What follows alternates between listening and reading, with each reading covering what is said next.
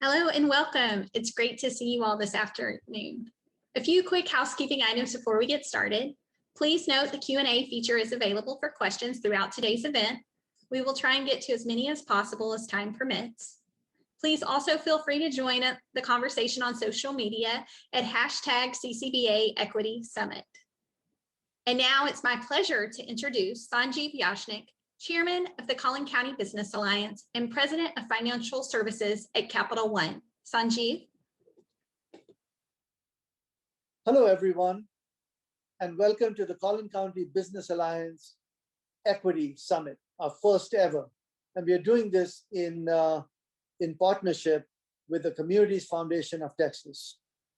We created the CCBA in 2011 when business leaders came together to work together to create a much more vibrant community here in Collin County by supporting many of the elected officials in getting done what we needed to get done.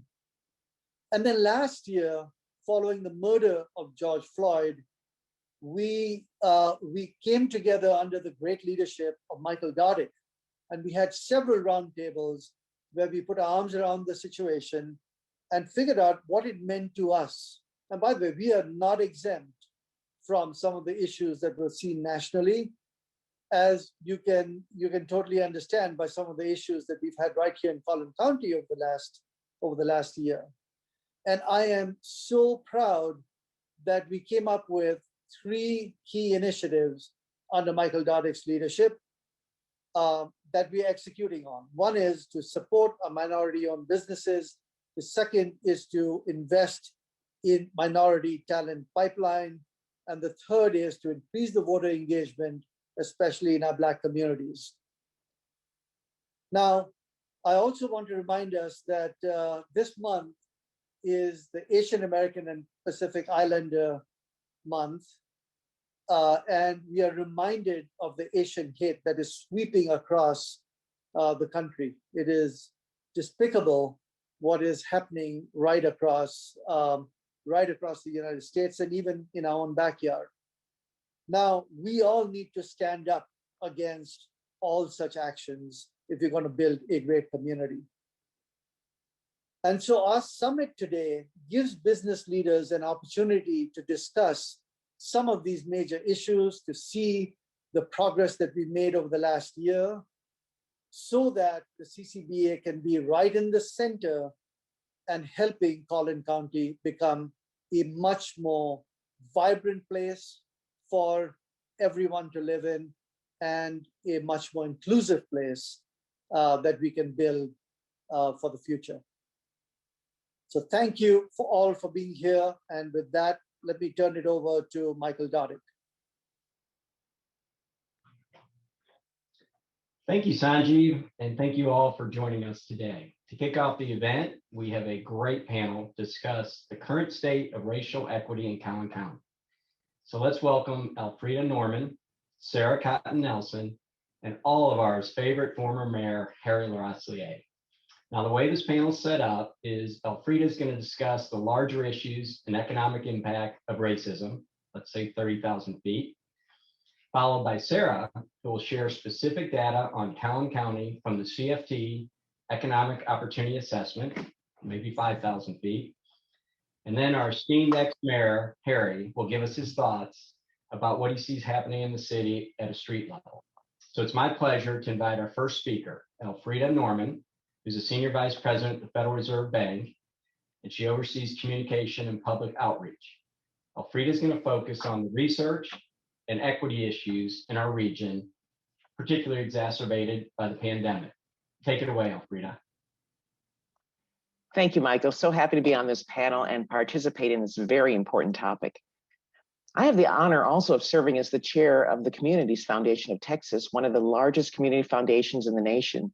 CFT professionally manages more than 1,200 charitable funds for families, companies, foundations, and nonprofits, and has awarded over $2 billion in grants since its founding in 1953. At Communities Foundation of Texas, what matters most to us is thriving communities for all.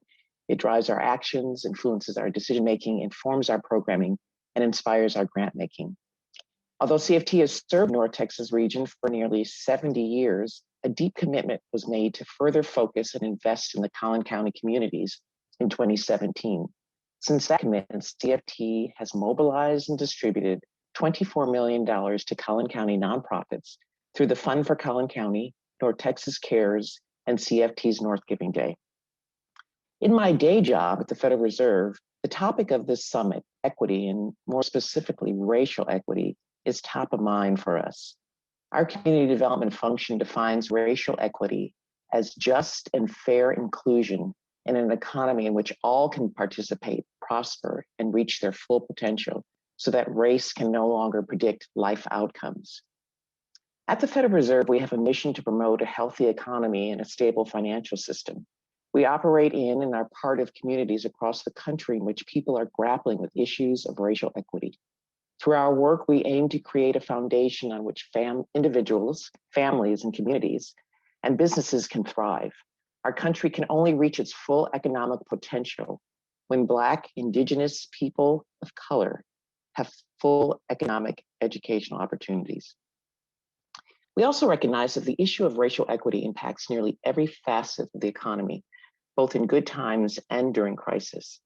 It's important to acknowledge that discriminatory policies of the past have perpetuated racial economic disparities in modern policies and practice. We want to ensure that we build an economy in which all can participate, prosper, and reach their full potential. I thought I would give a macro perspective of economic equity. The Federal Reserve Board's survey of consumer finances is considered the gold standard on wealth data in the United States. It's conducted every 3 years, most recently in 2019. The survey collects information about family income, net worth, balance sheet components, credit use, and other financial outcomes. Survey respondents classified according to their self-identification during the interview as white non-Hispanic, Black or African American non-Hispanic, Hispanic or Latino, and other or multiple race. So let's take a look at a few demographic snapshots from the 2019 survey, specifically the wealth gap between white, Black, and Hispanic families, the wealth gap by educational attainment, and the wealth gap by age. If you go to the next slide. First, just to get on the same page when we're talking about wealth or the definition of wealth. So wealth is assets minus liabilities, that's your net worth. So in other words, all that you own minus all that you owe is your wealth. The wealth between Black and white families remains large, despite Black families' inflation-adjusted wealth gains. In 2019, the typical Black family had almost $23,000. You can see that on the graph, it's the red line of wealth compared to $184,000 of wealth for a white family. That's the top blue line. That's up 32% from 2016, but still in comparison, that's 12 cents per dollar of the white family. Next slide. The typical Hispanic family had $38,000 of wealth in 2019, outlined in the bottom yellow line. That amount is up an impressive 60% from $24,000 in 2016, but still, that's 21 cents per dollar of white median wealth. Next slide. The wealth gap favoring college-educated families is still growing. As a collective group, highly educated families continue to have considerably more wealth than less educated families. The top line shows a family household with a postgraduate degree with $484,000 in median wealth in 2019. The next line, the red line, is the bachelor's degree at $243,000 in median wealth. Next is the associate degree or certificate in light blue. Those families had $102,000 in median income or wealth, excuse me. The next line is a high school degree or some college, but no degree. That's the olive color. Those families had $79,000 in median wealth. And the last line, the orange line at the bottom, is a GED or less than a high school diploma. Those families had $18,000 in median wealth in 2019. This group was the only group to see a loss in median wealth between 2016 and 2019 by about 8%. The next slide. And finally, an interesting trend that has stayed consistent over time. You can see on the bottom red line is the median wealth of younger families, 25 to 35 years old, which has remained fairly flat between 1989 and 2019. In contrast, the wealth of older families, ages 65 to 75, the top line, grew rapidly between 1995 and 2007 and has nearly recovered to those levels. Of course, the people in these groups change over time. The next slide. This last illustration shows the distribution of wealth in 2019. In 2019, total wealth in the United States had grown to $96.1 trillion. The top 10%, which is shown in this largest share of the pie here, these roughly 12.9 million wealthy families owned 76% of total household wealth in 2019. The middle 40%, next piece of pie, you can see, these approximately 51.5 million families own 22% of the wealth in the United States in 2019. And then the bottom 50%, that's the smallest piece of the pie shown here, represents 64.3 million, or half of families in 2019, owning just 1% of the nation's wealth. Further, of this group, some 13.4 million families, about 1 in 10, had negative net worth. They didn't even have a slice of the pie. So who's in the top 10% wealth distribution? Let's take a look. Sorry, my notes skipped. 13% of white families, 1% of Black families, and 3% of Hispanic families. And of course, those are higher educated families as well. 16% of those families had a bachelor's degree, 27 postgraduate degree, and 4% with less than a 4-year degree. Groups more likely to be in the bottom half of the wealth distribution include 75% of Black families and 67% of Hispanic families, compared to 41% of white families. And typically, these are less educated families. 79% of respondents to the survey had a GED or less and a high school diploma in this part of the wealth distribution. 58% of those had a high school diploma at most, compared to 31% of those with a bachelor's degree or more. The data I've shared is from the 2019 survey of consumer finances. So it doesn't even show the impact of the COVID-19 pandemic. And as you can imagine, the impact on families in the bottom half of the wealth distribution has been profound. So we are looking into, and of course, we'll be reporting soon on the data on that part of the wealth distribution.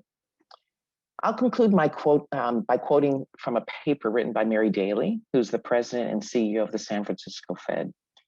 The opportunity to participate in the economy and to succeed based on ability and effort is at the foundation of our nation and our economy.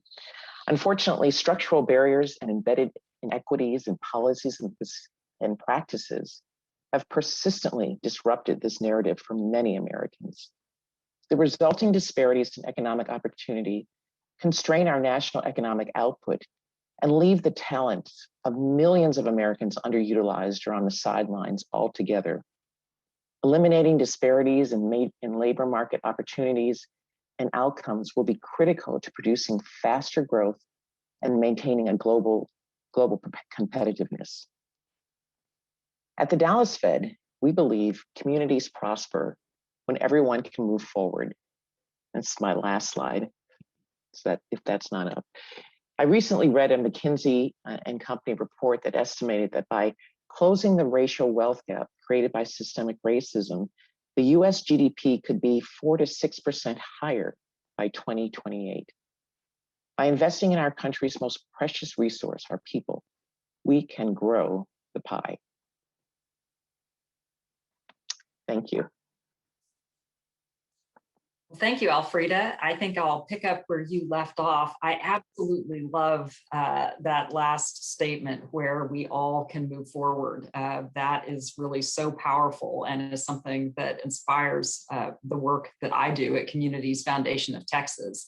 Now, Whether you and your organizations listening today, wherever you are in embarking on the journey of learning about the concept of equity and all the things that need to be undertaken for us to get there together as a community, there is a lot to consider. And in my experience as a white woman, having lived in this skin all of my life, I've had to come to terms with the fact that I've been out of the loop of understanding and perspective of many of the structural realities at play for a big chunk of my life. But I've been working to catch up intentionally over the past 8 years. And now I'm working to do all I can to get not only up to speed on what I've missed and to understand perspectives and insights that I do not have from my own experience, but also to figure out what I can do from where I am to be a part of the solution now and to work towards CFT's mission of creating thriving communities for all. And I suspect that each and every one of you have a place in your world where you can do the same. So wherever you are in these conversations today, be it at the very beginning, where the very best thing you can do for you and your company is to allow space to be curious about what you hear from others about equity issues that you may not fully understand, or way down the road of helping others along. Welcome to the conversation. We're glad to have you with us here today to walk a few more exploratory steps with us during our time together. My role today to follow Alfreda's macro perspective of the United States overall is to share a very quick dip into the data of the Collin County Economic Opportunity Report that Communities Foundation of Texas published last year in partnership with Every Texan and JP Morgan Chase. The main report was completed before the pandemic, and that makes this baseline data timelier than ever as we look at the challenges facing Collin County having weathered the pandemic a year in. Our goal is to share this with you and really invite you to join us in supporting policies and strategies for an equitable recovery that allow all residents of Collin County to take part in a thriving community rooted in health, wealth, living, and learning, which for us are the founding pillars of equity and belonging. By the way, the report is lengthy, and I'm really only going to barely touch the surface today. So if you're interested in learning more, you will find a link to the entire report dropped into the chat box, and you will receive it as a link in a follow-up email from today's event. So today I'll be sharing really only the highlights, and Robin, you can go to the next slide. And I'll be specifically focusing on and pointing out where demographics are changing from likely the yesteryear of Collin County that some of you may know. If you're going to take a look at this picture on this slide, if you see sort of the green growth above the soil, that's really sort of a metaphor for what we see of economic security from the top. It's kind of the visible elements of economic security. But the roots of economic security really are beneath the surface and are comprised of the summative well-being of people's income, education, wealth, and health. And these are so important because they really are the underlying aspects that create the ultimate environment and potential for economic security. So let's first take a look at the demographics. Collin County's population has continued to grow rapidly, and it is changing. I think that's a little surprise to most of you. In the 5 years from 2012 to 2017, Dallas County added more people, but Collin County's growth rate was twice as high at 16%. Collin County is still majority white, but that is changing with significant representation by different racial and ethnic groups. And it's nice to know that research shows that when communities are more diverse, all groups living in them actually experience better outcomes. While the Hispanic population is still the largest population of color, the Asian population is currently the fastest growing. And in Collin County, the majority of the Asian population is Indian and Chinese. Now, to be clear, the white population in Collin County has also continued to increase by 7% over a 4-year period from 2012 to 2016, but the rates of growth for the other categories was over 3 times that of the white population. The rapid growth in Collin County means that the total population is likely to surpass 1.2 million by 2025. So now let's take a look at the future of Collin County, who are the children. Collin County has seen a net decline in the white child population, while over 20,000 kids were added to Collin County's child population between 2012 and 2016. All of that growth really came from children of color, and particularly Hispanic and other populations. This data shows the net growth by race, and that growth is in the Black, Hispanic, and other populations. Now, why is this important, you may ask? Well, Collin County's population of young people is the primary foundation for the future labor force, tax base, consumer base, and your future neighbors. And so it'll have a significant impact on the county's economy and on the feel of your communities in the years to come. So let's take a look now at income and economic security. While many Collin County residents have high incomes, the suburban and rural areas of the county experience pretty large gaps between high and low income earners, as well as between different demographic groups. And unfortunately, as you can see here on the left, the bottom fifth of earners, and those are people living at or below the poverty line, saw a decline in income over the past 10 years, which means our poorest neighbors in Collin County are sinking deeper into poverty, making it harder for them to become financially stable and thrive. And that ultimately impacts us all. So it's something that we care a lot about. While overall trends before the pandemic were pointing to a more balanced economy with better income equality, and that was great, the trajectory was looking good, the fact that the bottom tier of households lost real income over the past decade is cause for concern, particularly with the racial and ethnic disparities that are persisting. Hispanic residents are 3 times as likely to experience poverty as white residents and twice as likely as Black or Asian residents.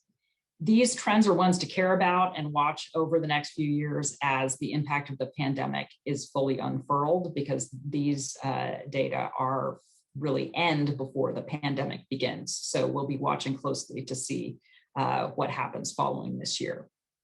Now, the next thing we're going to take a look at is unemployment. Obviously, everyone is aware, it's no surprise to see that ginormous spike in March of 2020. But this data is quite recent if you look out to the right of this chart.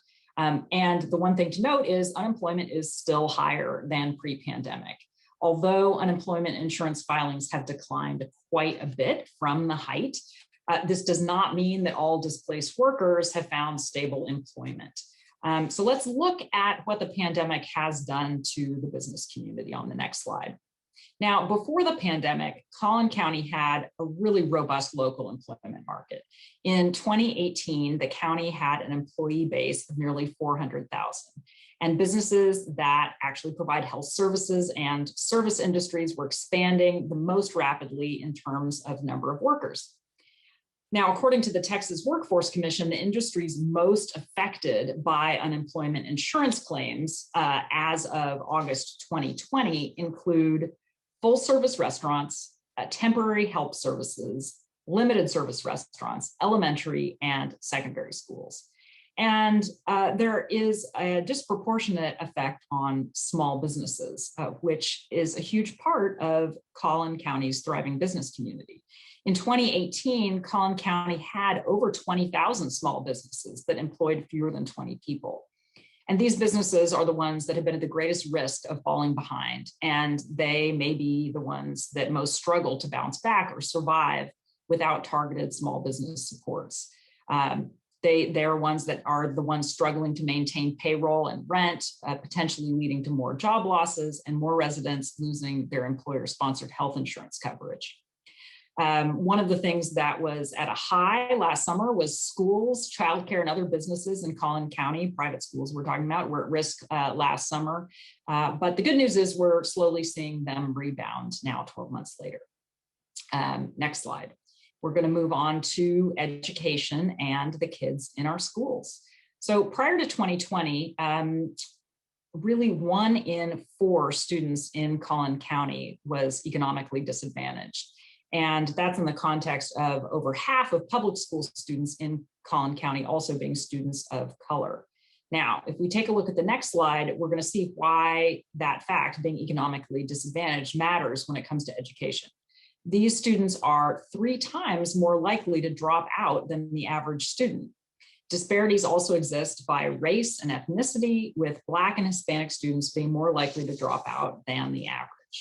And if past trends continue, only 30% of Collin County 8th graders will go on to earn a Texas higher education degree or certificate, and only 15% of economically disadvantaged students. So that's half of the average.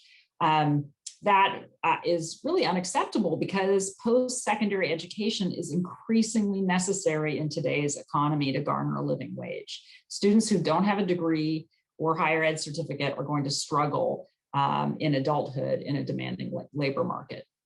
With the pandemic, one of the disturbing trends we're seeing in Texas and nationally is the drop in enrollment in higher education institutions this year, as people dropped out because Zoom just didn't work for their learning style, or they had to go to work to support their family with other job losses in their household. And there really is a risk that more students who actually had started college will have left during the pandemic without completing their degree. And then that also means many of them are going to have student debt that they won't reap the benefit of returning with an ultimate terminal degree or certificate.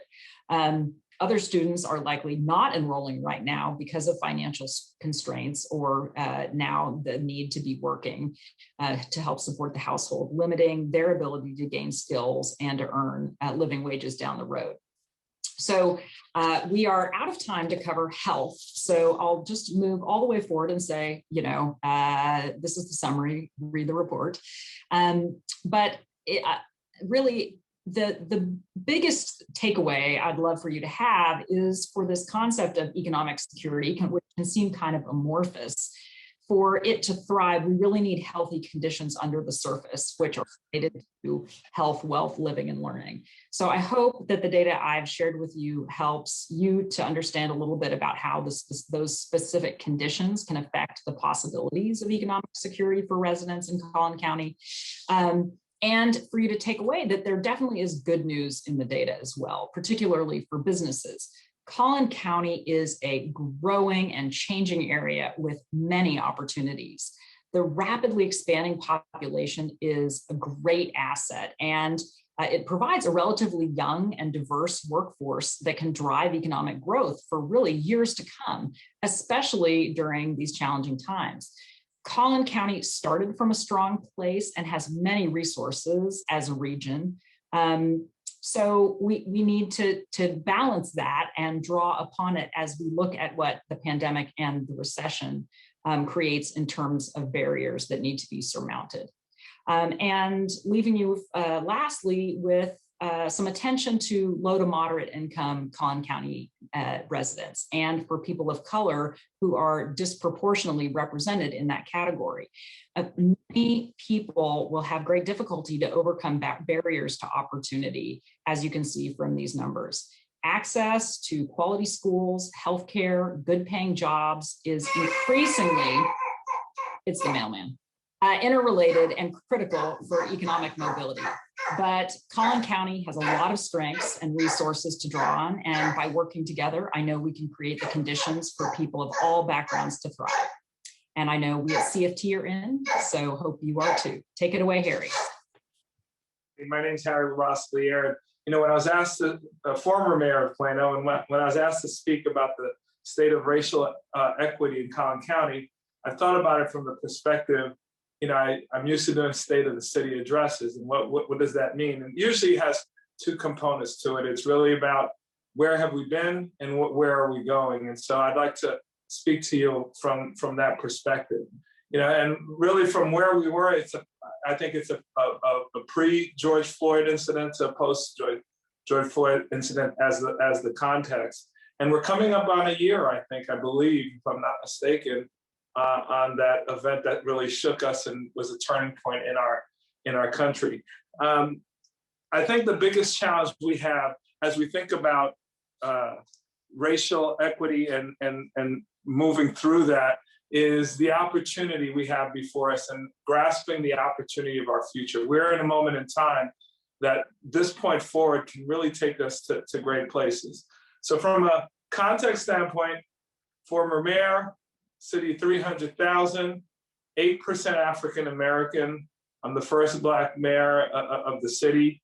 And if you ask me what's going on in Plano, I'll say to you, as much as I wish I can say we're so much better than everyone else that you've seen, we're a snapshot, a slice of America. Out of the 300,000 people in my community, I'm sure there, I know, I'm not sure, I know there are many folks that have certain biases and inclinations to certain things.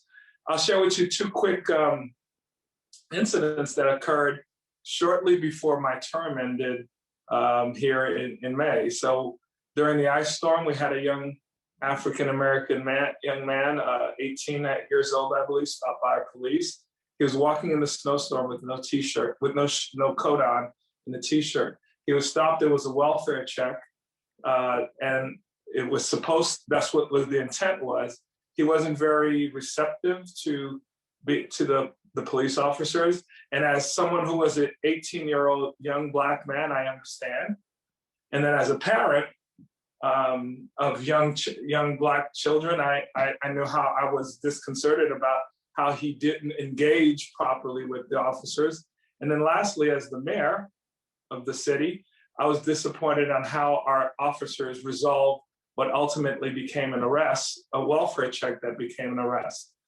And so the bar is too low for me to say, well, at least he shot. He was uncooperative, it escalated, and he ended up spending the night in jail. And at no point during that process did someone say, hey, this is a scared young man, and you say, young man, we're not here to hurt you, we know you're scared, let us take you home, which was what the end result should have been. Shortly after that, we had a incident where a young Black boy was being bullied. It was a weekend sleepover at some friend's house, but the issues of maybe things had been reported prior to the school district, maybe not acted on in a proactive way. I had to really come to grips with the fact that my city is very similar to USA. And so what does that mean? It means that because of the post-George Floyd era, there's a heightened awareness. Who would ever thought a year and a half ago, or 2019, that the CCBA would be having a panel discussion on diversity, equity, and inclusion. And to my white allies, this is the moment I say, dear white people, to you, with love. We have those of you who are awakened to what we as Black America have known for years and years and years. We welcome you to our conversation. And what it really means is that you are now understanding of the issue. And the question is, where do we go from here? Usually starts off with difficult conversations. So I'll throw one out. Black Lives Matters. I have friends of mine, people I've known that I served in the community with, that have a perception of when you say Black Lives Matters, it means so much more than what it really means. And so during this past couple incidences, I've had a chance to engage in some healthy and difficult conversations. So I'm gonna give you a perspective, and this was from, I heard this from Van Jones, who's always on CNN, who worked in the Obama administration, but he explained it so eloquently. Here's what Black Lives Matter. If you're living in a neighborhood or on a block, right in the middle of the block, there's a house. That house is falling apart. It matters to you. It matters because it will affect your neighborhood, the property value, the aesthetics, how you feel driving in your area. But let's go even further. Let's say a fire started and that house is on fire. That house matters. It matters because there's people in there, there's lives, there's things going on that you can appreciate. And it matters because that fire will spread to your neighborhood. And not purposely, not in a malicious way, but that's how fires spread. And so when we say Black Lives Matter, what we're saying is that there's a house on fire in your neighborhood, and you're walking or driving by it and you're ignoring it. So for those of you who see the house burning and who acknowledge it now, again, it's great that you're part of the conversation. And what's going to happen now is the difficult conversations. And I've had a number of these difficult conversations with people, again, I know, who are good people, who believe in who have compassion, who I've served with side by side for community endeavors, yet somehow they interpret Black Lives Matter, for example, meaning we don't like the police, we're for unlawfulness and all the other negative connotations that come with it.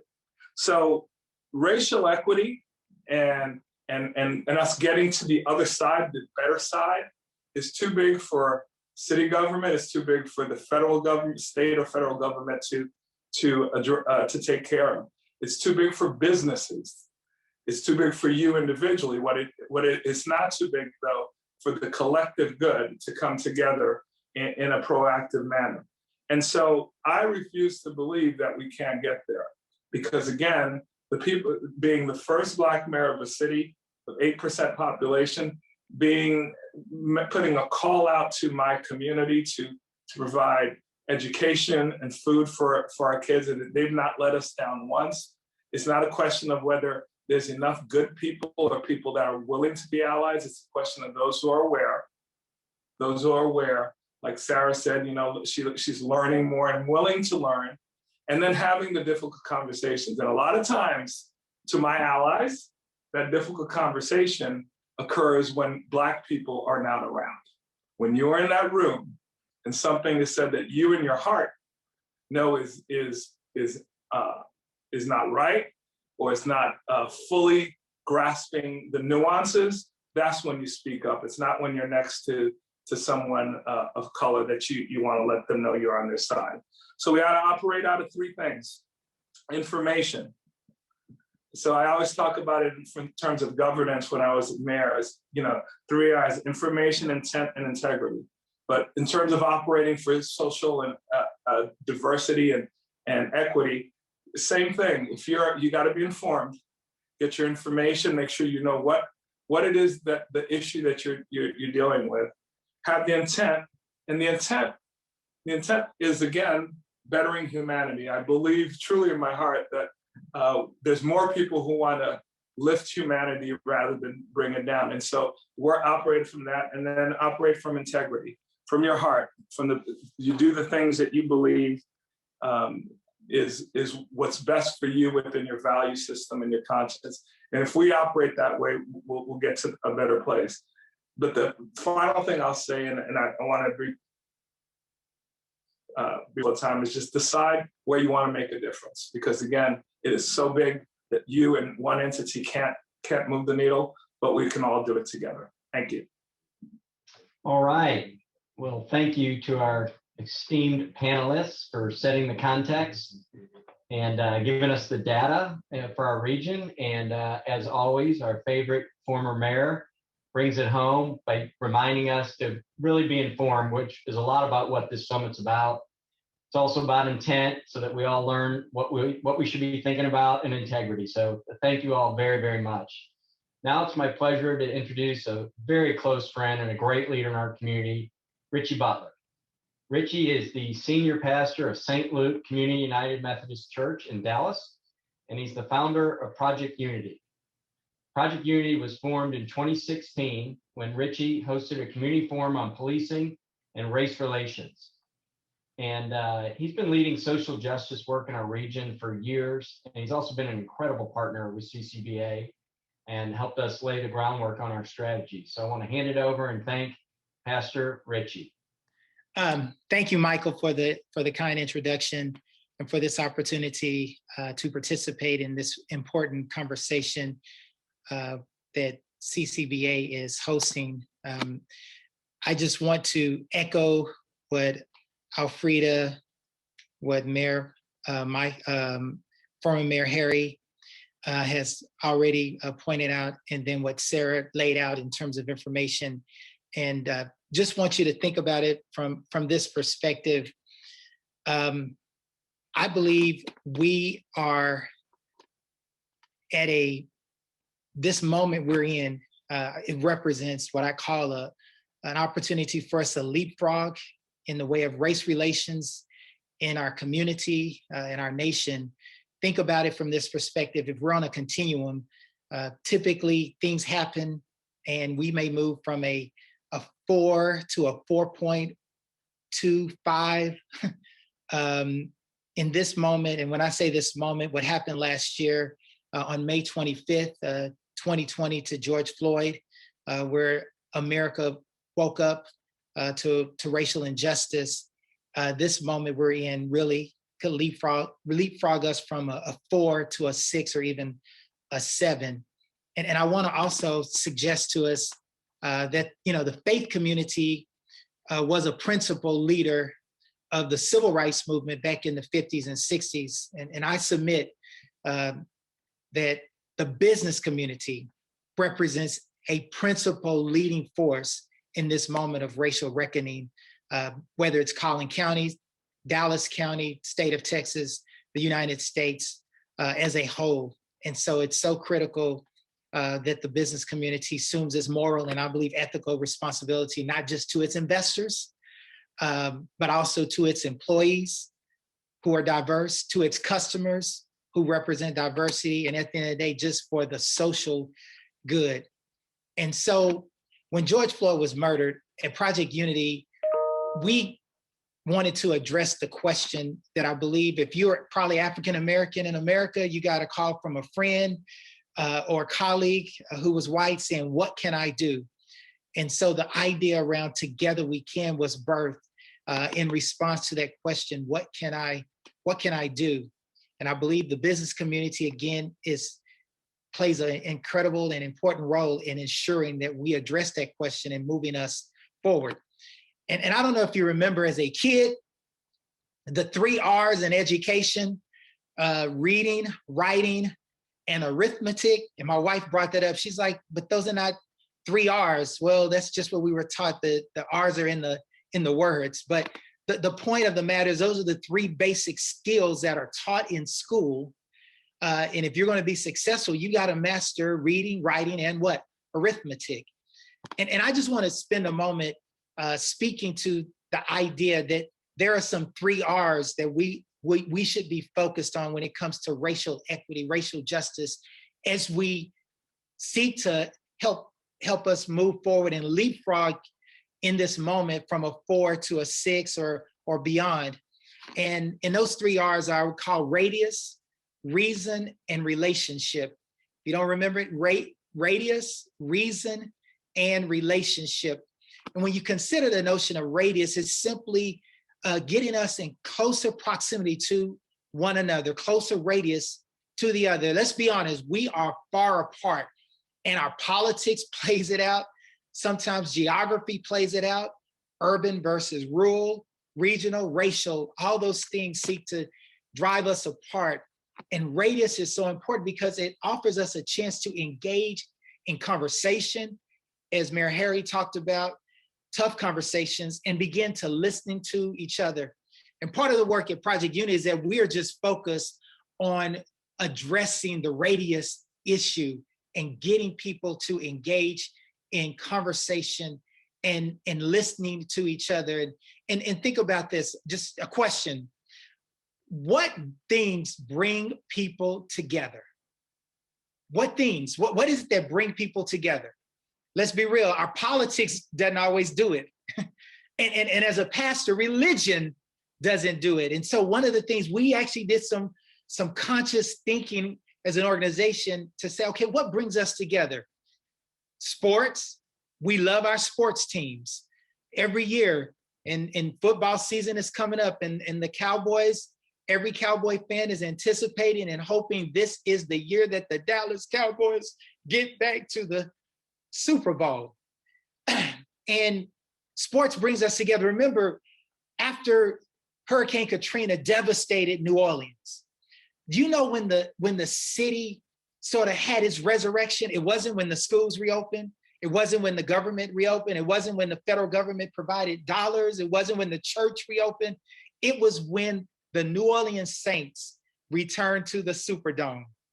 That represented an awakening, a resurrection on the part of the city. Sports brings us together. Another thing that brings us together is music, art, in particular music.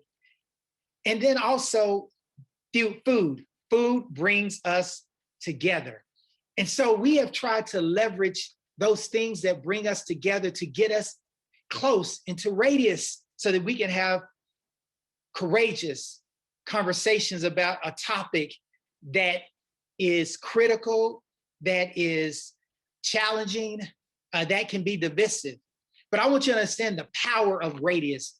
One of the events we host is what we call Together We Ball, a community police basketball event where law enforcement, community leaders, residents come together. We play a game, not against each other, but we mix it up.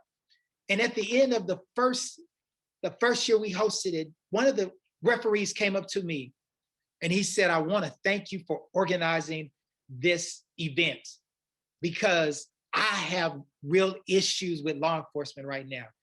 But he said, this has helped to change and improve my perception and issues when it comes to police.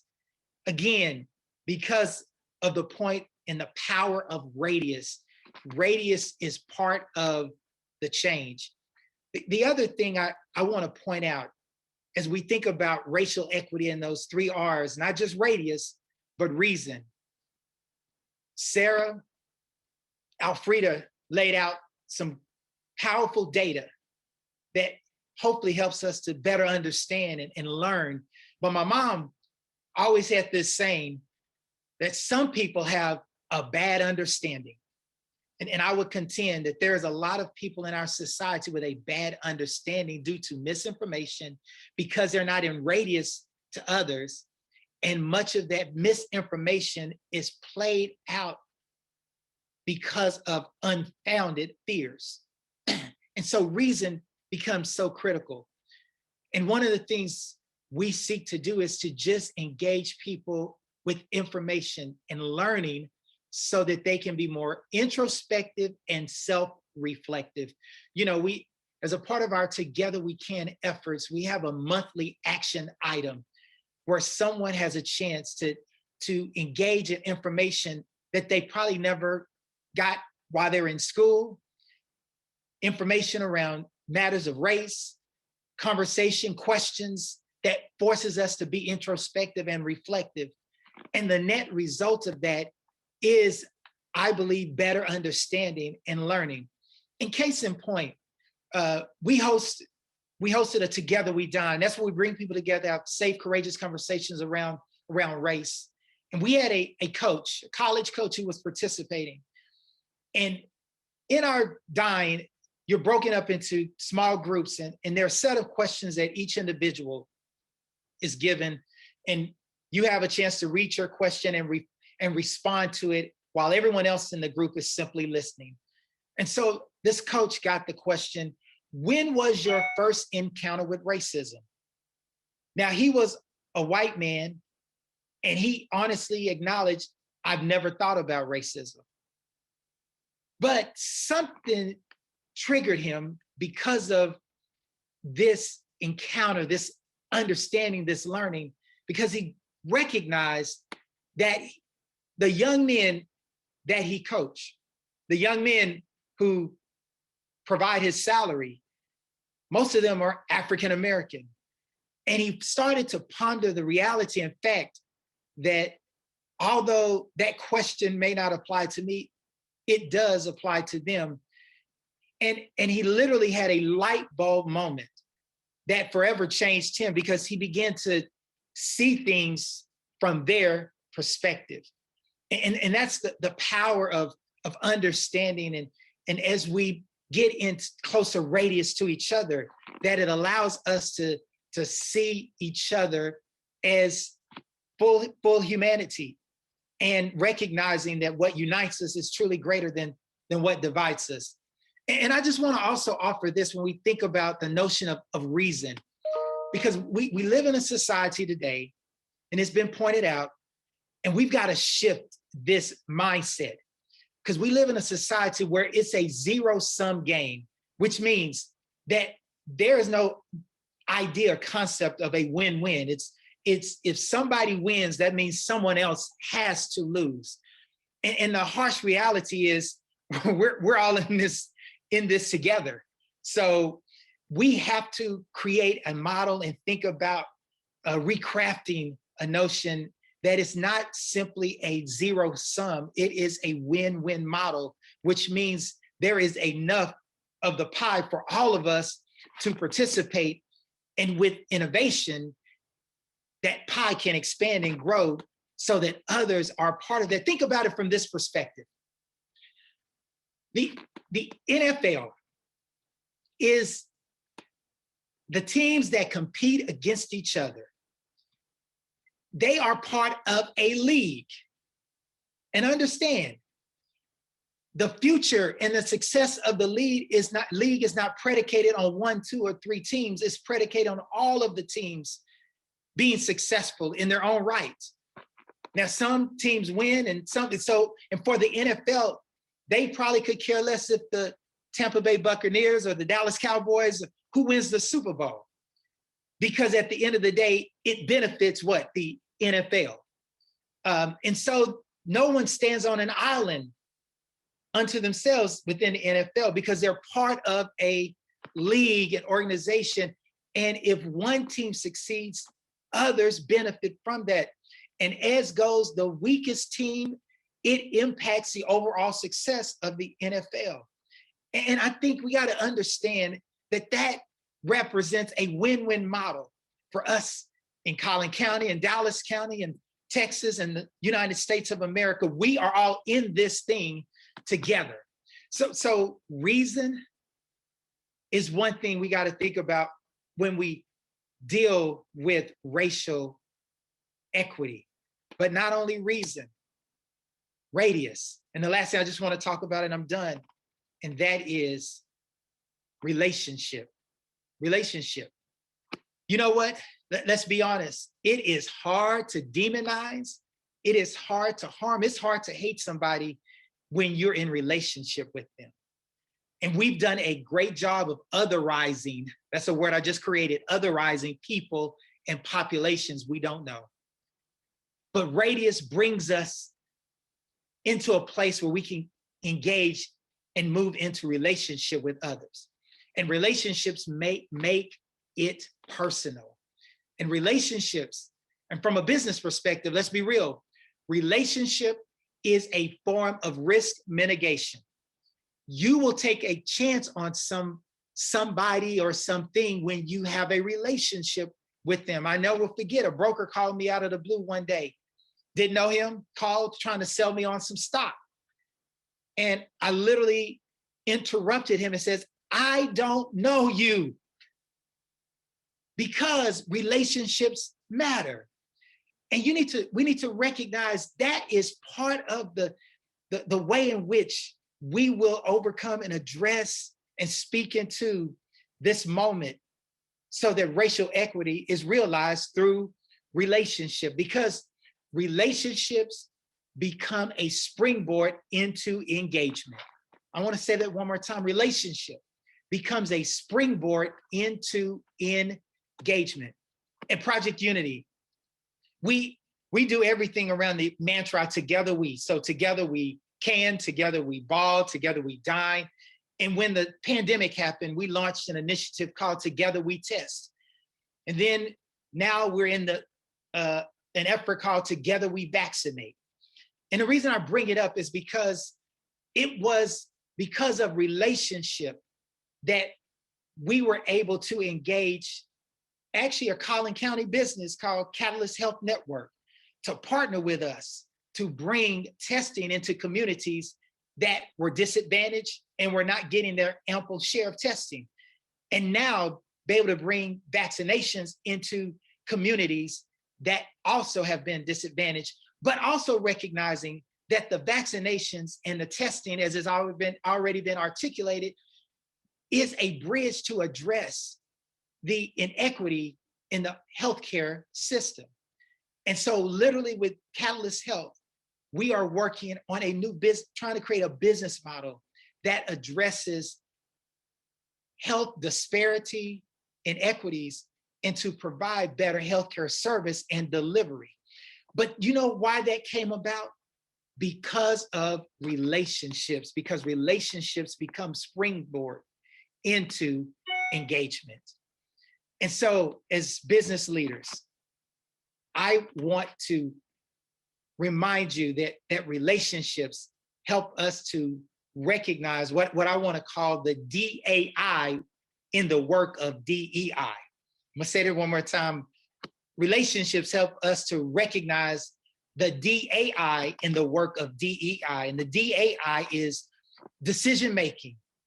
People, if we want racial equity, there has to be a role and a place for diverse decision makers or people at the table, part of the decision-making process. And not just decision-making, but access as an A, access to information, access to opportunity, access to capital. And then that I is investment. And sometimes we tend to see this work as charity, but I want you to understand there is a multi-trillion-dollar opportunity that can be expanded. And it's been already articulated that our GDP can grow when other people are enveloped in the process. And so recognizing that if you want to create greater alpha in your business, you may need to be thinking about ways, not this as charity, but as investment. And so I just want to remind you as business leaders that we have resources, expertise, reach, scale, and conscience. And that is why this moment, like the civil rights movement was made and led by the church, I believe this moment is made and can be led by business leaders. And last thing I'll say, I wear this Together We Can bracelet. It says three things. It says I'm not silent on the issue of race. It says that I want to be part of the solution. It says that it's an accountability piece, holds me and we hold each other accountable. But I thought about it as I was thinking about remarks today. It's those three things, but it's also a fourth thing. It's a way to affirm that we are in this together. Because sometimes we need some symbols just to remind us that we're in this together. Because let's be real, this is hard work. It's difficult. It's a divisive topic. It engages us in some intense emotional responses. There's historical baggage that comes along with all this, and it requires leadership.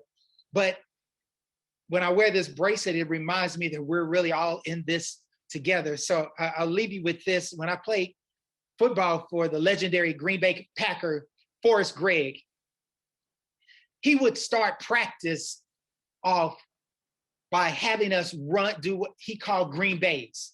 He would have us run in place, high knees, and then he would tell us to hit it. That meant we would hit the ground and then spring back up and run in place.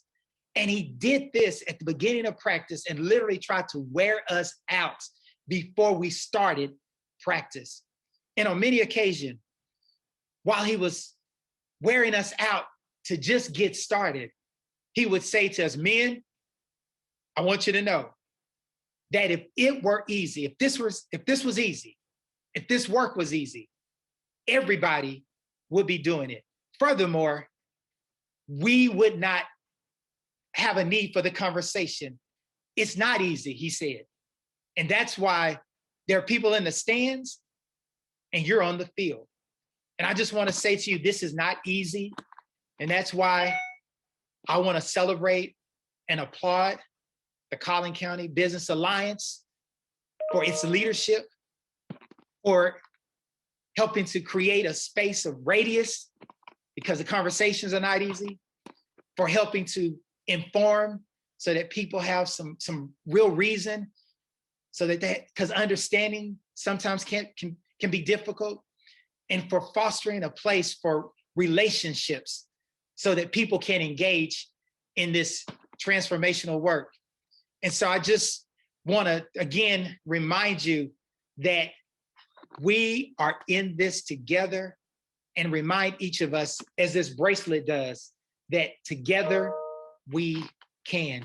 I want to thank you for your time, and thank you, Collin County Business Alliance, for your leadership.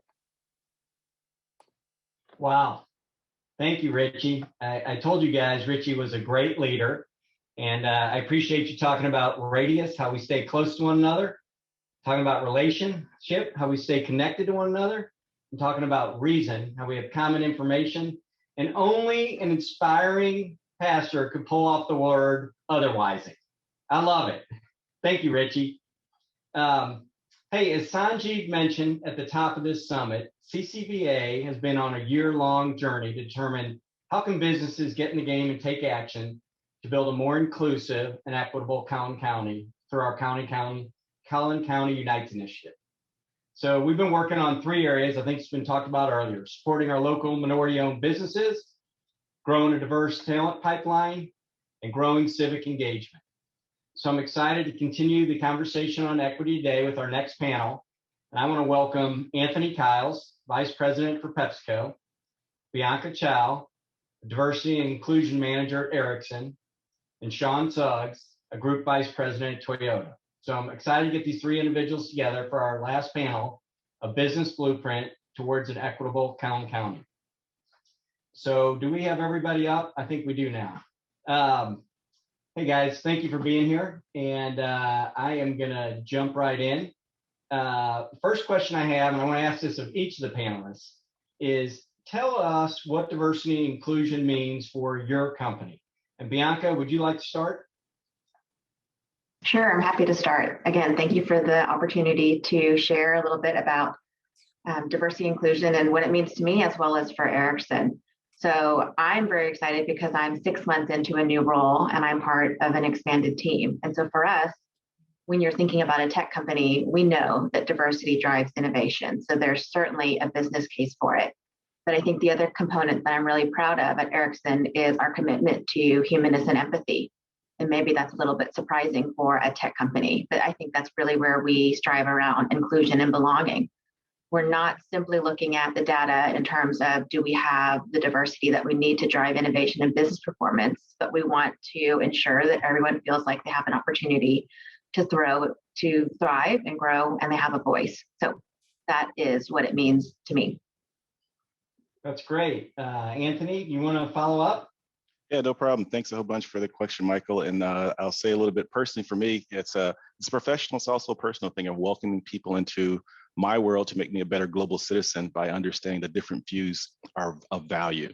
But in regards to PepsiCo, we've been on this journey of representing our communities for a long time. In 1947, we had the first all-Black sales force. And with that, the first vice president of a corporation who was Black. And so we understand that the communities we serve should reflect the internal piece of our business. And for that reason, diversity and inclusion is very important to us. That's great. Thank you, Anthony. Sean, you want to take it home on that question? Oh, absolutely. And thank you so much for allowing me to be a part of this very good panel today. And I'm still charged from Pastor Richie's presentation. I will tell you that for Toyota, it's a part of our DNA. Respect for people and continuous improvement are our pillars. We believe in it. Personally, I get charged because I get an opportunity to help people every single day achieve limitless possibilities for everyone that work here. And our company's been very, very great in allowing us to do that. We are #1 from a brand perspective as it relates to sales for minorities. And that speaks volumes for not only recognizing the business impact, but also impacting the communities that we do our business in. So thanks for allowing me to be here today. Sean, thanks. Hey, I want to follow that up to just bring it down to a Collin County level. You know, earlier in this summit, we heard some data on Collin County's equity gaps and opportunities. And so I'd like to hear maybe specifically how your companies have leaned into this topic in Collin County. And maybe we'll go in reverse order, and Sean, let you go first. Well, absolutely. Well, you know, our headquarters is here. We call it home. Plano has been outstanding for us. The mayor on this call has been outstanding, supporting us as well. With the thousands of team members that we have here. But the thing about Toyota is we just don't put a tent up and do all of our business internal. The beauty about our company is we want to educate and help the communities in which we serve. And we've done that through the ISDs with scholarships, STEM grants, you name it. We've been doing that. We're about to launch and open up a school in August, which we're really excited about, to help the underserved in our community.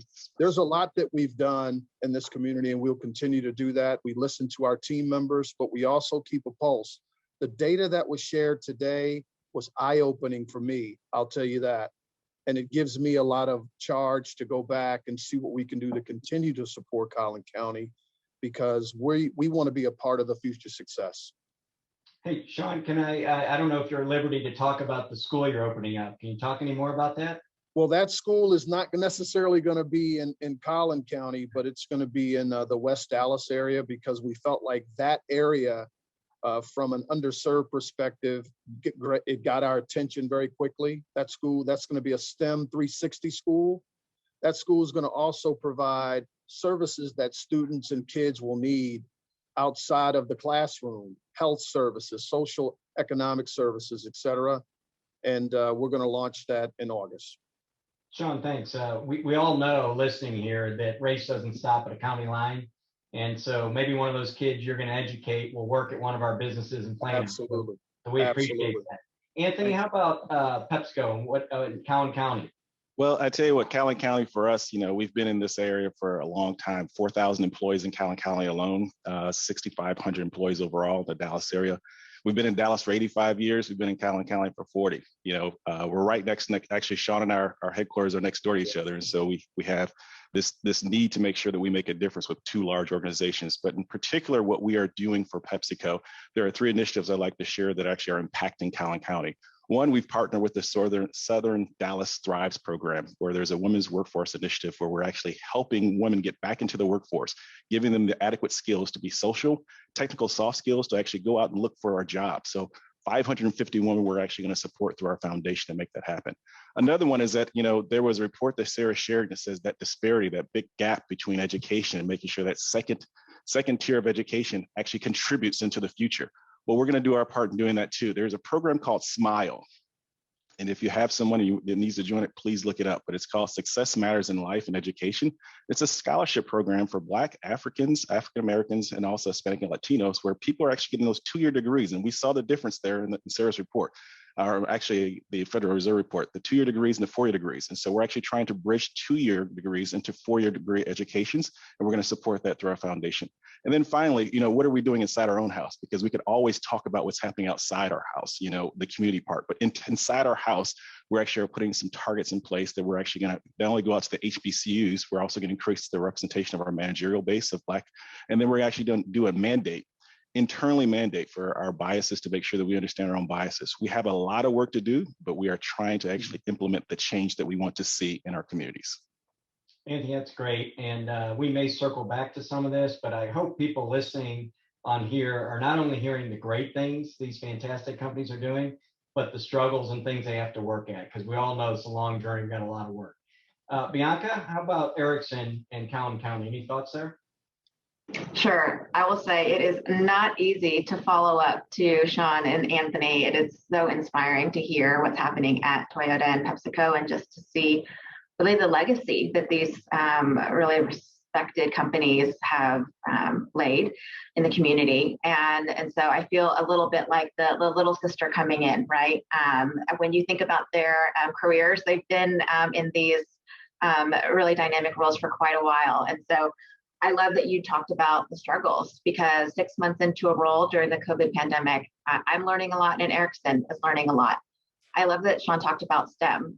One of our focuses is certainly around education. And when you think about the gaps when it comes to underserved or underrepresented communities, I think the COVID pandemic revealed or exacerbated some areas maybe that we were not aware of. So one component for us that we're really mindful of is the digital divide. You have students now who are learning from home, maybe they're learning through a hybrid model.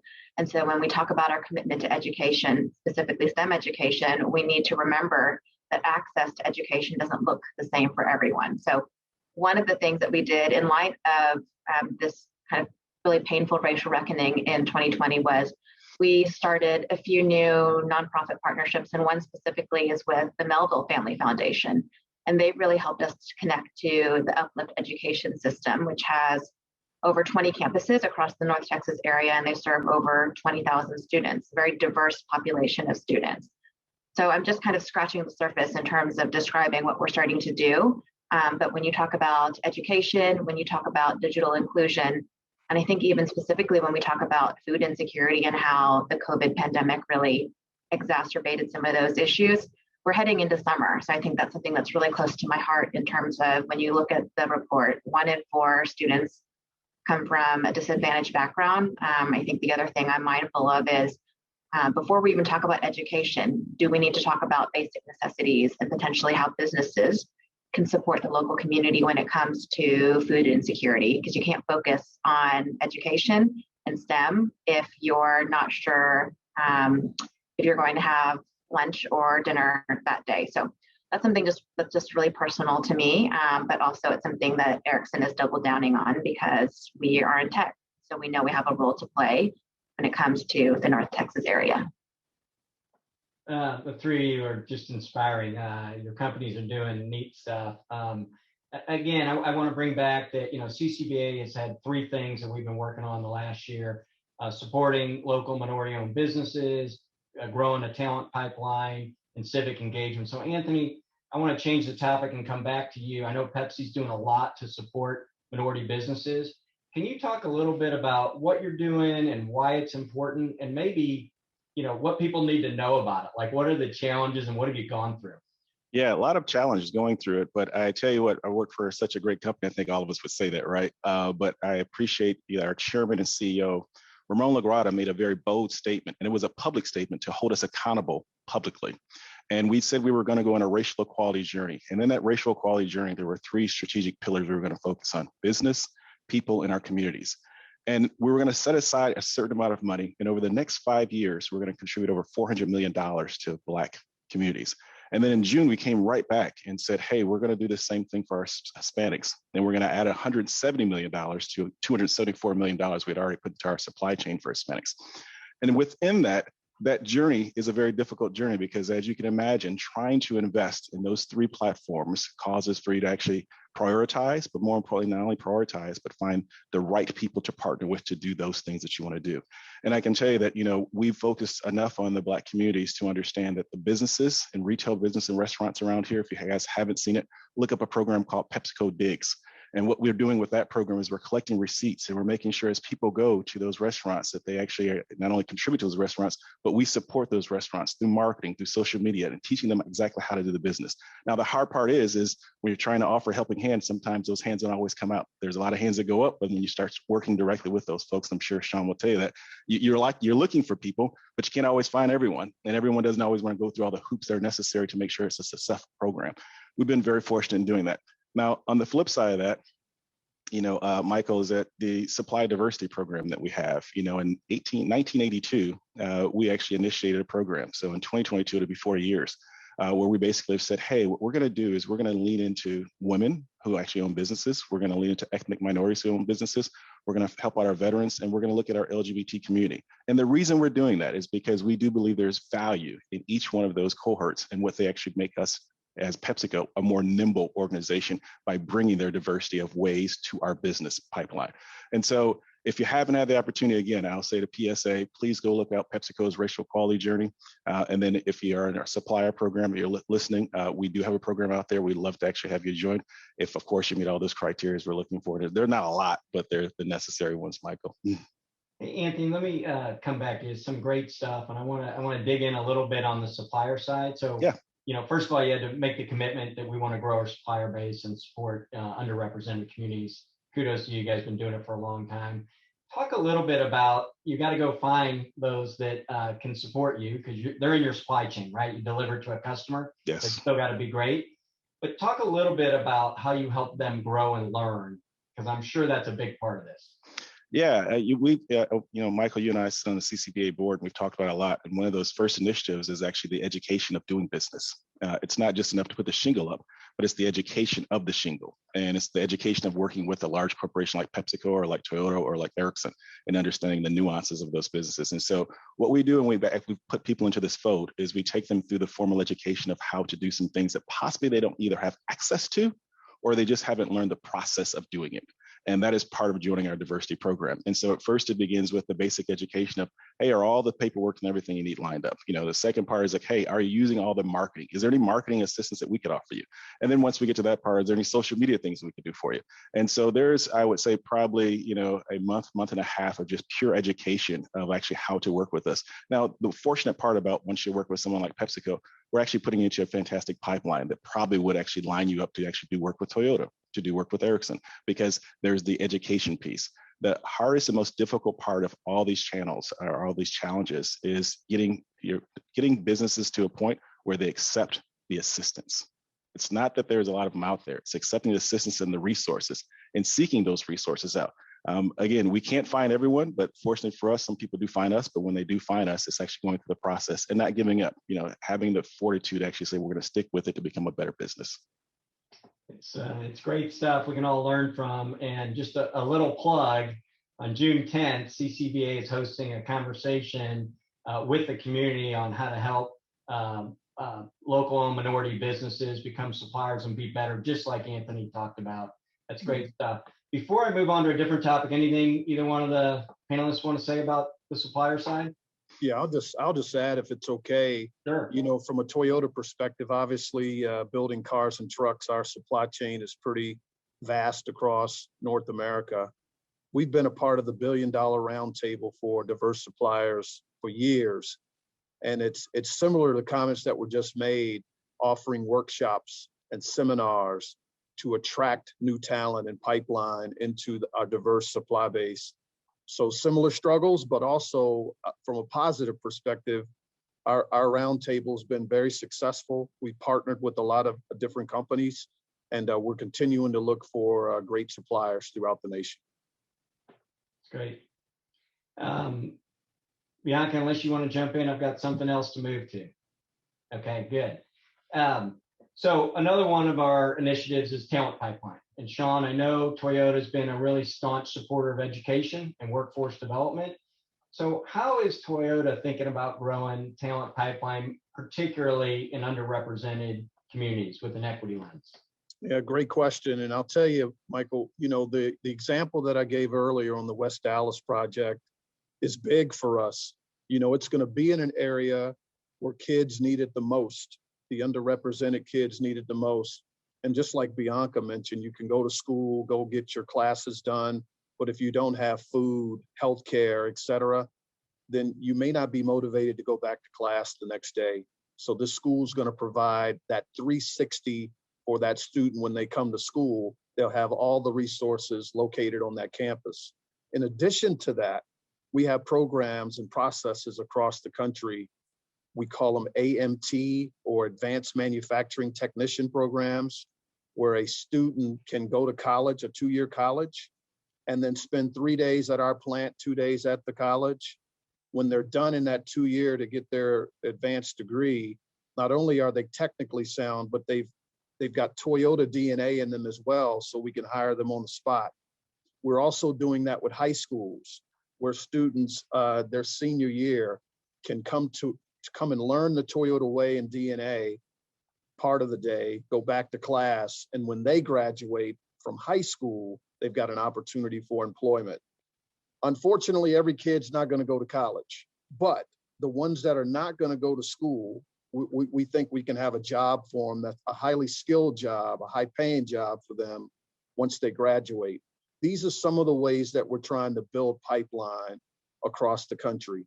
And we're always looking for more and better ways. Coding programs, because of the technical divide that is going on right now, we're trying to search and find different opportunities where we can empower young kids to get excited about advanced manufacturing. Once they get into our facilities, the light bulbs come on and they say, wow, I really think I can do this with my career. So we're trying to empower them through these programs that I just mentioned to get excited about an advanced manufacturing career. That's great. That's great. Bianca, I know you talked about this earlier. You want to talk about how Ericsson is thinking about future workforce? I would love to. And again, it's so difficult to follow Sean because he just is, so dynamic in terms of what they're doing at Toyota. So, kudos for sure. if anything, I would love to double click on that. When you think about Ericsson, certainly we're a tech company, right? So there is an interest to diversify our talent pipeline because we know diversity drives innovation. I think about that in terms of the short-term challenge, right? We're at a war for talent when we're talking about companies looking for the best talent. I think the other thing that's really inspiring about Ericsson is that we're looking long-term. So again, what Sean talked about, if STEM is fun and creative and interesting to youth, we are then able to bridge that gap in terms of continuing to add diversity into the talent pipeline long-term. I think about that personally. I'm very passionate about that in terms of getting girls more interested in STEM. That can be intimidating, or potentially they can see scientists and engineers primarily having those roles held by men. And so I love when a girl can see her and potentially now she thinks she can be her. So that's one component. Certainly, we are very proud to be part of the Plano Mayor Summer Internship Program. Year over year, and it's I think 3 times as large as it was last year in light of COVID. And so that's one area where we know we're able to get diverse talent and also partner with the Girl Scouts of Northeast Texas through the Plano Mayor Summer Internship Program. Potentially looked at how do we diversify our talent pipeline when it comes to high school internships. Again, when you're looking at talent, part of it is giving them access to technical experience, but when you really look at high school internships, it's also giving them access to professional experience. And again, those types of leadership opportunities on their resume, the confidence that they build in terms of practicing to interview and being in a professional setting, I think all of that really adds to this holistic picture when you're talking about opportunity. I love what Richie Butler talked about in terms of when we're working with nonprofits and we're working with the community, this is not charity. This is an investment in our future. Certainly it makes sense for us to agree it's an investment in our youth. But there's a business case in terms of the talent pipeline and not only filling the roles of today, but when you think about technology, the roles of the future that don't even exist today, that we can't even describe. And so there's, I think, a good and strong reason around collective progress and impact that we're driving across businesses, with the community, with nonprofits, because essentially it helps, all the boats rise when the tides rise. Bianca, you said something you said a lot of things that are important, but the one that really struck me is making sure people understand that these DEI initiatives are not charity at all. This is about a underrepresented talent pool that our communities are not doing enough job cultivating and reaching out to do exactly what Pastor Butler said, which is grow the pie. This is not about splitting up the pie, it's about growing it. So thank you for bringing that up. I really appreciate that. Anthony, before we go to another topic, do you have something you'd like to say on education and workforce? Yeah, the only thing I would say is that I would echo Sean, I would echo Bianca in regards to PepsiCo's commitment to finding earlier in the pipeline. And when I say earlier in the pipeline, high school, junior high, when they start being very inquisitive about the different type of jobs that are available and fostering that. We try to water that as much as we can because we do believe at PepsiCo that, every one of our brands that are in your households, from Doritos to Life to Captain Crunch, all those brands have a job that is very specific, that isn't just sales. And so if there's an engineer that actually wants to work in our manufacturing plant, if there's a brand marketer, graphic artist, we try to tell them, and we try to tell everyone, there is some type of job that is a facet of making things happen here at our business that we want to invest in. And so very similar to Bianca, it is the right thing to do because it is a return on our investment. Yeah, great comment. Hey, Michael, can I just make a comment to Anthony? I love all those foods he just mentioned, by the way. I wish I had some right now. I am a walking commercial. He could have really provided some snacks for the panel, right? Next time I will take care of it. Actually, I have a question from the audience on the chat box that I want to share with you guys. And the question is, what industry certifications do you recommend for high school graduates for a better chance of entering your company? And how do these certifications help students? Do you guys understand that? Yeah, that's a really good question. And I'll just tell you this, I'll give you the Toyota answer to that is we are located in so many different communities and counties and states that it all depends on their their criteria. There's some national certifications for manufacturing, et cetera, that we look at, but I think it's going to be a case by case based on the location. What we try to provide once you go through our process is a certificate from us, but in every case, it may not apply to your diploma, something that you can actually write down.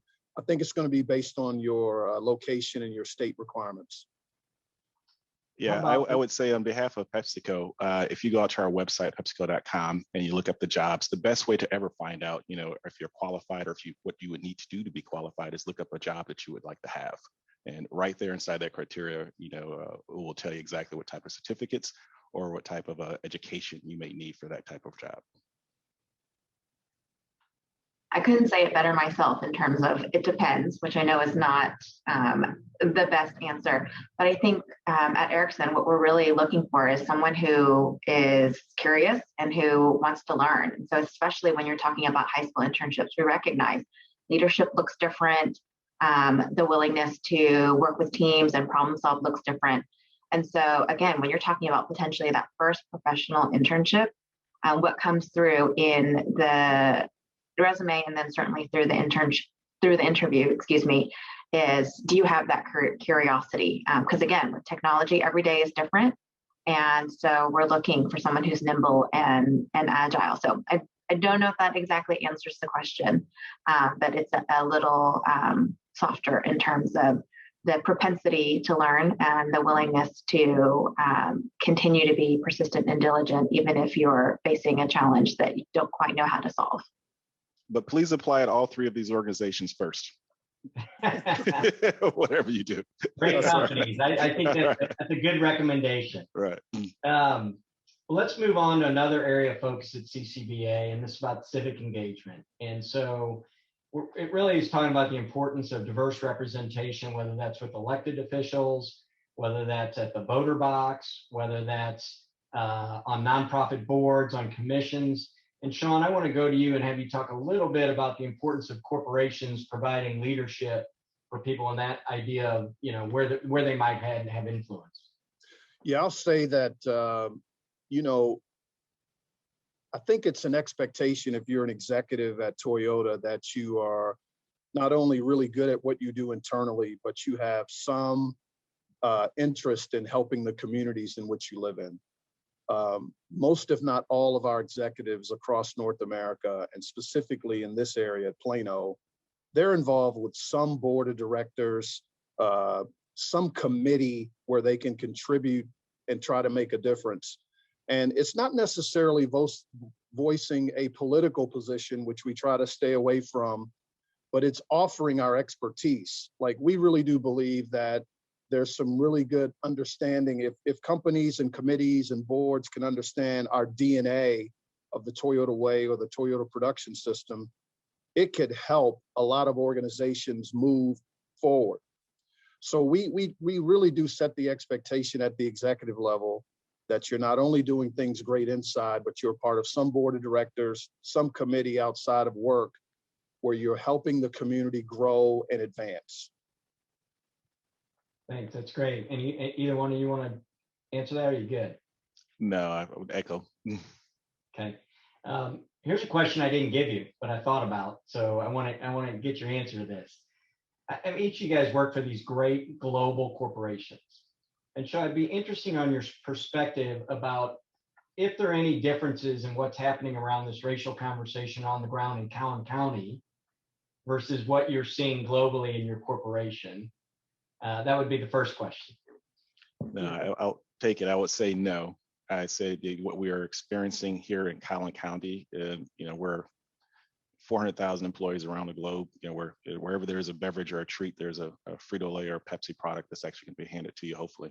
But what we're seeing in regards to what's happening socially around the world is what's happening in Collin County. And the good part about what we've done is we've taken a lot of our learning tools and we lifted and shifted them, to assist people, because what's happening sometimes, what happened in Minneapolis and what that team had to deal with and what we had to actually help assist them with in regards to not only mentally, but physically. And as we saw some similar unrest in other cities, we took a lot of those learnings and tools and we started sharing those type of kits of how to manage that.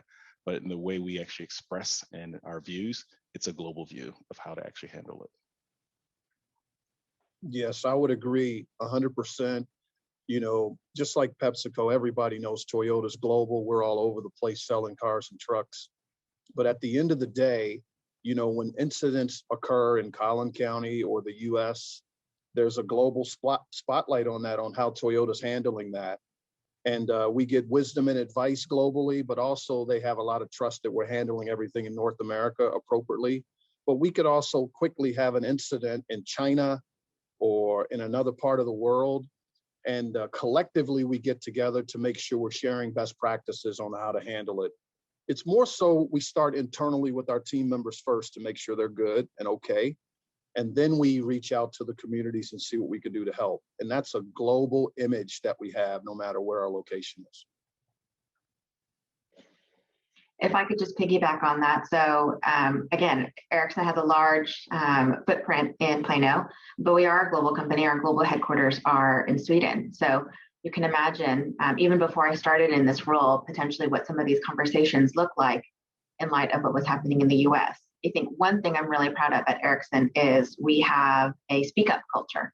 And so that means that if there's something really painful that's happening in a region or specifically to communities in the US, when you think about our employee resource groups, for example, there is a lot of listening, there's a lot of dialogue.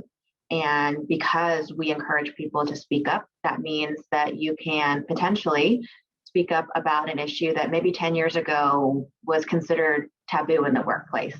I think we might like to think, hey, we're making such great headway when it comes to racial equity and progress, but we recognize in companies and corporations, everyone feeling safe to bring their full self to work is a continual journey, right? And I don't know if you ever get to the destination. And so that is something I'm really proud of just early on in this, in my journey at Ericsson, in terms of we can have conversations about things that might be more specific to this region and get support from global in terms of what makes the most sense to support our people, number one, and to support the communities in which we work, live, and play. And so the benefit of having a strong ERG community and the benefit of having a speak up culture is you can have some of these difficult conversations where it's not simply what's the roadmap or what's the biggest risk. It's really applying that empathy and humanness lens in terms of how do I put myself in someone else's shoes? And if I've never done that before, what does it look like to take one baby step and another baby step, especially when you're talking about racial equity, right? We're going to make mistakes and we're going to learn from each other. And I think that's really where progress is made versus simply looking at the status quo or it's always been this way. So I think, again, that humanness and empathy is just so important, and being able to have that dialogue across country lines, across regions, with global and regional, to determine what makes the most sense for our people and our communities. Yeah, Michael, can I just make one more quick comment? Bianca, I thought your comments were spot on, by the way. The one thing I'll also let you know, and these great companies that you've just heard as well, we have a culture DNA no matter what the location is. You know, the Toyota way or our Toyota production system, continuous improvement and respect for people, no matter what site, no matter what part of the world you go to, that DNA is there. So there's an expectations to live up to that no matter where you are. And I'm sure these other companies feel the same way. Yeah, Bianca, I'm glad you brought up the speak up comment. You know, it's a little bit what Richie said about being silent. You can't be a bystander. You got to be an upstander, right? Particularly, and even Harry said this, when the minority's not in the room, it's probably more important than when they are in the room. That actually is going to lead to another question I have that you guys don't know about. But before I do that, I'm going to do one that just came in on the chat box, which Bianca, I think is in relation to your comments. Are there measures of success you could point to as evidence of those efforts and progress? I can start if you want me to. Sure, go ahead. Well, look, we have this, a lot of you on this call may understand the Diversity Inc. survey that comes out. It's a measurement of 1,800 companies across North America on how you're doing with the diversity. and it talks about pipeline, community, boards, you name it. And Toyota has consistently ranked in the top 50. This year, we moved up to the 7th position out of 1,800 companies. And I tell you that not to boast or anything, but it's a journey. We've been on this thing for 10, 15 years, and we keep moving up and up and up. It holds us accountable to get better internally and externally. So we do measure it that way, but we also measure our customers and what they tell us and how they feel about our product. So those are just two things that I'd like to share with you. Yeah, those are great. Diversity Inc. and speaking to customers, those are fantastic. Anything either one of you guys would like to add? Yeah, I would tell you, as I said, our PepsiCo racial equity journey, in regards to people, we put a target out there and said, hey, we'd like to have 10% of our workforce to mirror our workforce availability. And as of Q1 2021, our Black manager representation is up 8%. As we look at, our investments in regards to the businesses and the $50 million over 5 years, the one thing that's about that is that we've already done $12 million in Black-owned businesses and restaurants, and we've dispersed $6 million of our promised funds to those restaurants. And so we're making what we consider good progress on that, along with obviously the scholarships we put in place. Yeah, that's awesome. I think the only thing I would add, and I love this so much because I'm a marketer at heart. I've taken a bit of a roundabout way to get into this diversity inclusion role, but I love that businesses are not only talking about diversity inclusion as this fluffy thing or something that's just kind of bolted on, but we're talking about something that's truly built in to what we do and how we operate. And so in the same way that you would expect someone to manage their P&L and track their sales and pivot and adjust based on how they analyze that, I'm seeing so many more businesses throughout the highest ranks of their leadership, all the way down to their metrics in terms of performance, measuring diversity, equity, inclusion with that same lens and with that same accountability.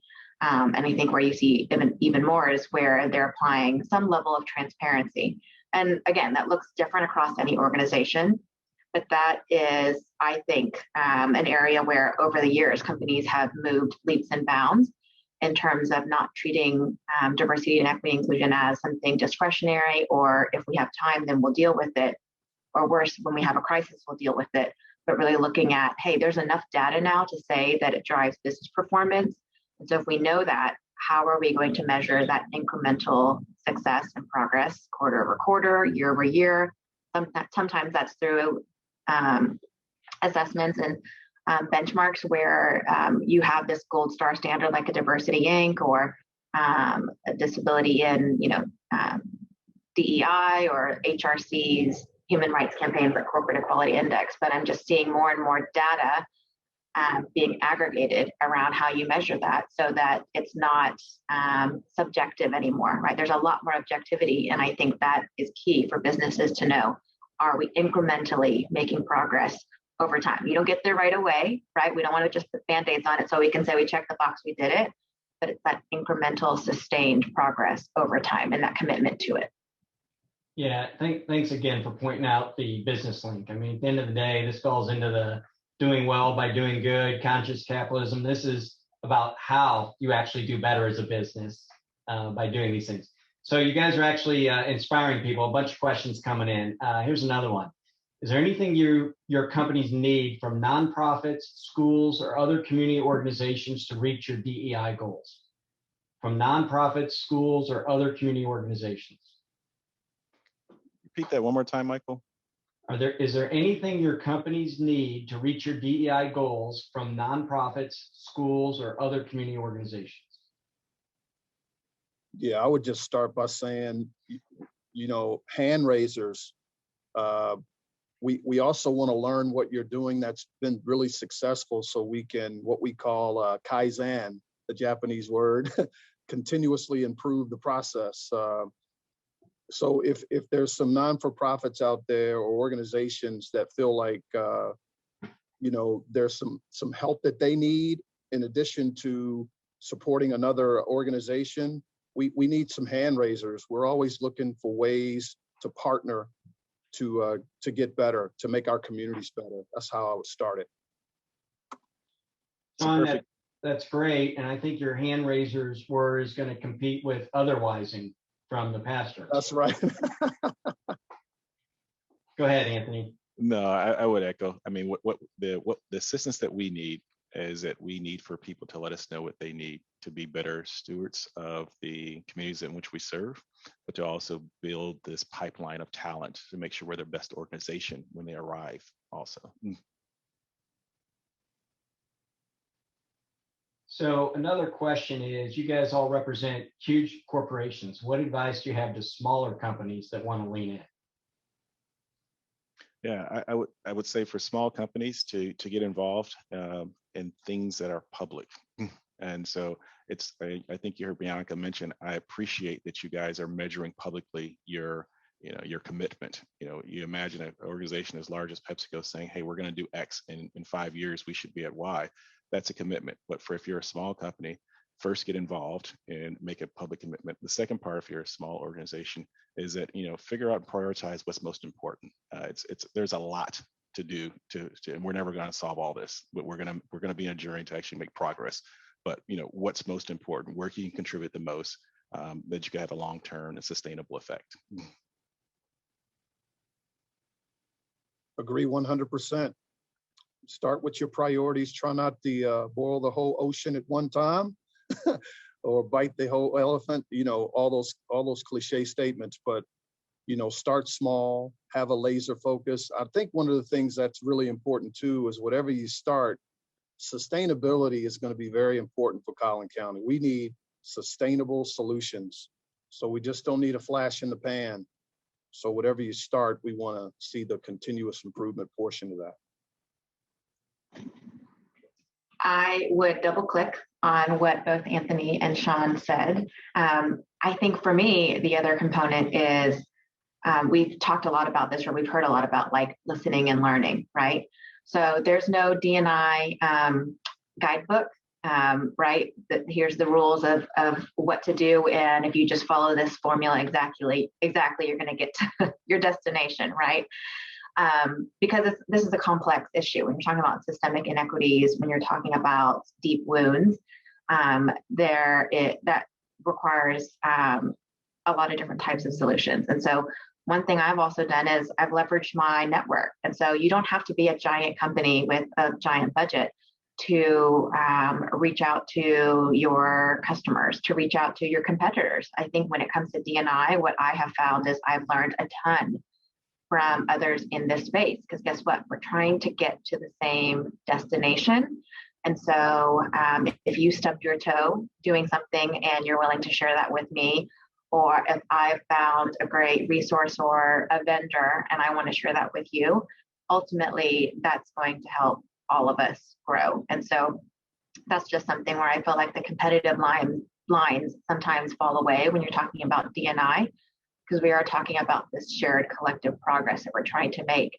And whether that's reading articles, whether that's going to the CEO Action for Diversity and Inclusion website, where companies are sharing the actions that they're taking, both good and bad. This is a really collaborative space where you can set those goals. You can start small and have that sustained progress, like the other panelists spoke about. But I think the other thing is you don't have to do it alone. And there are many out there who may be 1-2 steps ahead of you who are wanting to lift as they rise. And again, it could be schools, it could be NGOs, or it could literally be other companies in your space saying, hey, we're all trying to get to the same destination. How can we move together maybe a little bit more quickly if we do it together or learn from each other's mistakes and potentially move faster? Well, Bianca, you got the last word. That is going to be the end of our business blueprint. And I knew you guys were going to be fantastic. Thank you, Bianca, Anthony, and Sean. You guys are doing great stuff in the community, your corporations. We really appreciate it. Thanks to all of our panelists and speakers today. And also really special thanks to Communities Foundation of Texas for partnering with us at CCBA to keep this conversation front and center. Obviously, CCBA is committed to bringing businesses together so we can try and make a difference and build a more equitable Collin County. We're really hopeful. We've had some early successes with Collin County votes and how we're building a diverse candidate pipeline and growing minority voting. We've had some great corporations that have already dove in and used their expertise to mentor and coach high school students who are starting their first internships in the Mayor's Internship Program. We're really excited. This summer, we're going to host our first cohort of college interns where companies through CCBA are going to partner with Paul Quinn College for summer internships. So I would just challenge everybody on this call. Thank you, and please join CCBA on this journey, whether it be jumping into a Dine Together event with Project Unity and Richie, or hosting an intern, or encouraging one of our fellow minority folks to get involved in leadership. We would love it. And I want to remind you, on June 10th, our next event is to host a conversation and a connection event that's going to be very specifically focused on minority-owned businesses and how corporations can grow their supplier diversity base, like we talked about earlier. So thanks to everybody. Have a great afternoon. We appreciate you. Dive in.